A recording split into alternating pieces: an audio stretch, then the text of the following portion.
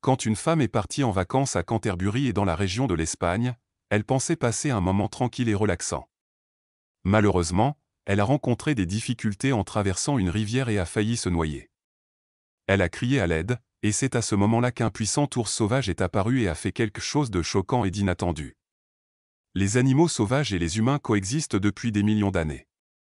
Les humains ont commencé à s'installer dans des endroits à travers le monde, audacieux, prospères et en pleine croissance, tandis que les animaux sauvages se résignaient à la perte de leur habitat naturel. Si un humain croisait le chemin d'un animal sauvage, cela pouvait finir de manière désastreuse, mais la plupart du temps, chacun gardait ses distances et parvenait à vivre côte à côte en relative paix. Même si certaines espèces animales sont encore incroyablement dangereuses pour les humains, nous avons agi pour les protéger et les préserver. En fait, il y a eu de nombreux cas où de pauvres animaux dans le besoin ont été contraints d'approcher les humains pour demander de l'aide, et plus souvent qu'autrement, les humains sont venus à leur secours. Mais que se passerait-il si la situation était inversée, et que les humains demandaient de l'aide aux animaux? Nous rembourseraient-ils notre gentillesse, ou leurs instincts sauvages prendraient-ils le dessus, aggravant les choses? Eh bien, c'est exactement le problème auquel une femme nommée Maria Carmen a été confrontée pendant ses vacances en Cantabrie, en Espagne. Elle avait toujours voulu visiter cette belle région et rêvait de camper dans les forêts verdoyantes, de se promener le long des magnifiques plages dorées et de nager dans les rivières, ruisseaux et mers d'un bleu cristallin. Elle espérait aussi étudier la faune, car elle adorait être entourée d'animaux, c'était une passionnée de la vie sauvage. Lorsqu'elle ne travaillait pas, Maria aimait passer son temps à faire du bénévolat dans un refuge pour animaux local. Des chats et des chiens aux animaux aussi grands que les lions et les tigres, Maria avait eu l'occasion de travailler avec eux tous. Cela lui donnait un sentiment de fierté d'aider les animaux dans le besoin, c'était vraiment sa passion. Maria s'enfonça dans la forêt, monta son campement et prit un repas au-dessus du feu de camp qu'elle avait allumé. Rassasiée et contente, elle décida d'aller se promener et d'explorer la zone forestière. C'était déjà plus beau qu'elle ne l'avait jamais imaginé. En chemin, elle espérait croiser des chamois, un animal natif de la région qu'elle n'avait jamais vu en vrai auparavant. Mais Maria ne savait pas que le danger était juste au coin de la rue et que son excursion de repérage de la faune se transformerait bientôt en un cauchemar. Alors que Maria marchait, elle atteignit une rivière qui traversait le milieu de la forêt. Elle était assez large et semblait assez profonde. Heureusement, il y avait des rochers qui pouvaient servir de pierre de guet pour atteindre l'autre côté.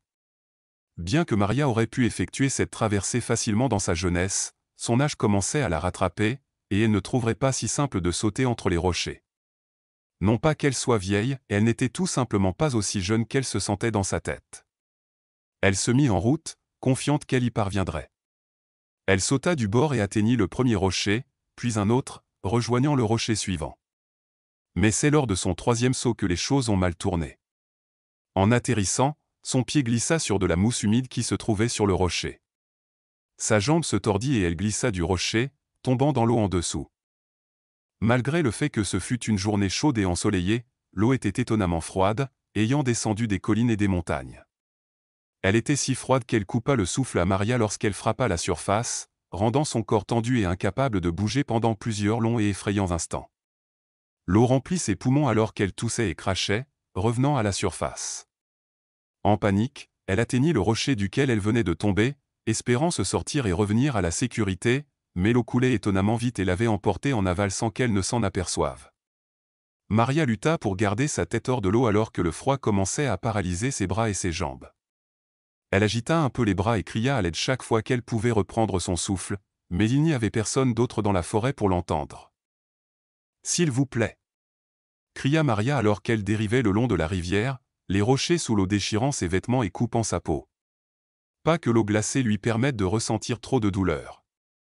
Elle pensait qu'elle pourrait peut-être nager vers la berge et se rapprocher suffisamment pour se tenir debout, mais ses bras et ses jambes ne coopéraient pas et ne faisaient que de faibles mouvements. Maria vit sa vie défiler devant ses yeux alors que l'eau continuait à éclabousser sa tête. Elle croyait qu'elle allait mourir là et que son corps serait finalement emporté vers la mer lorsque la rivière s'ouvrirait sur l'océan. Mais quelque chose se produisit alors qu'elle ne s'y attendait. Si Maria avait eu la force, elle aurait crié à l'ours pour tenter de l'effrayer et de le faire fuir dans la forêt. Elle avait déjà croisé un ours grizzly auparavant et se souvenait à quel point elle avait été choquée par sa taille. Il avait dû être tranquillisé pour que le refuge puisse soigner sa patte coupée et infectée. Alors qu'il était inconscient, Maria avait posé sa main contre le pauvre animal et avait admiré à quel point elle était petite et insignifiante par rapport à l'ours. C'étaient vraiment des prédateurs énormes et magnifiques, avec qui il ne fallait pas plaisanter. Mais l'ours avait entendu les cris désespérés de Maria et était venu enquêter. Il resta un long moment à l'observer avant de s'avancer dans l'eau et de nager rapidement vers la femme qui se noyait. Maria n'avait pas la force de nager ou de se défendre et ingurgitait de plus en plus d'eau, perdant conscience par moments. Elle sentit l'ours à côté d'elle, attrapant son corps et l'attirant. Elle s'accrocha à son long pelage humide, espérant se hisser, mais elle était trop faible. Maria perdit alors complètement connaissance. Lorsqu'elle se réveilla, elle se trouva allongée sur la berge de la rivière. Elle était trempée jusqu'aux os et absolument gelée, mais le soleil était chaud sur son visage. Maria toussa fortement, et beaucoup d'eau s'échappa. C'est alors qu'elle aperçut l'ours à seulement quelques mètres d'elle. Il était assis, la regardant avec curiosité, comme s'il s'assurait que l'humain allait bien. Au début, Maria fut à nouveau saisie par la peur, mais elle réalisa soudain que l'ours n'était pas là pour lui faire du mal. En fait, il avait sauvé sa vie. L'ours grizzly l'avait tirée de l'eau, l'avait placée sur la berge, et était resté proche pour s'assurer qu'elle respirait et qu'elle allait bien. Maria se leva lentement, puis de manière stable, surveillant l'ours tout le temps. Elle ne savait pas si elle croyait au karma, mais si elle le faisait, cet acte de l'ours sauvage était une compensation pour tous les animaux qu'elle avait aidés, sauvés et secourus au fil des ans. Mais comme si c'était un signal, l'ours se leva et se détourna, s'éloignant dans la forêt. Il avait sauvé sa vie, et c'était une rencontre proche, unique et changeante qu'elle n'oublierait jamais.